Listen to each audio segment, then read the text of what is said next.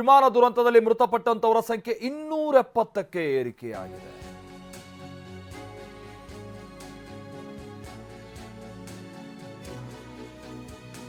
ಇನ್ನೂರ 42 ಮಂದಿ ಪ್ರಯಾಣಿಕರ ಪೈಕಿ 241,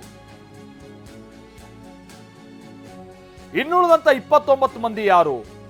ಬಿಜೆಎಂಸಿ ಆಸ್ಪತ್ರೆ ಹಾಸ್ಟೆಲ್ನಲ್ಲಿದ್ದ 4 ಮೆಡಿಕಲ್ ವಿದ್ಯಾರ್ಥಿಗಳು, ರೆಸಿಡೆಂಟ್ ಡಾಕ್ಟರ್ಗಳ 6 ಮಂದಿ ಸಂಬಂಧಿಕರು ಬಲಿಯಾಗಿದ್ದಾರೆ ಅನ್ನೋದು ಗೊತ್ತಾಗ್ತಾ ಇದೆ.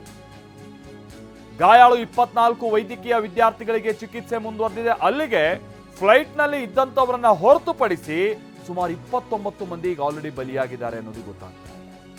ಯಾಕಂದ್ರೆ ಫ್ಲೈಟ್ನಲ್ಲಿ ಪ್ರಯಾಣ ಮಾಡ್ತಾ ಇದ್ದಂಥವರು ಕ್ರೂ ಮೆಂಬರ್ಸ್ ಎಲ್ಲ ಸೇರಿ 241 ಮಂದಿ ಮೃತಪಟ್ಟಿರೋದು ಅನ್ನೋದು ಗೊತ್ತಾಗಿದೆ. 242 ಮಂದಿ ಪೈಕಿ ರಮೇಶ್ ಒಬ್ಬರನ್ನ ಹೊರತುಪಡಿಸಿದ್ರೆ ಉಳಿದಂಥವರೆಲ್ಲ ಮೃತಪಟ್ಟಿದ್ದಾರೆ.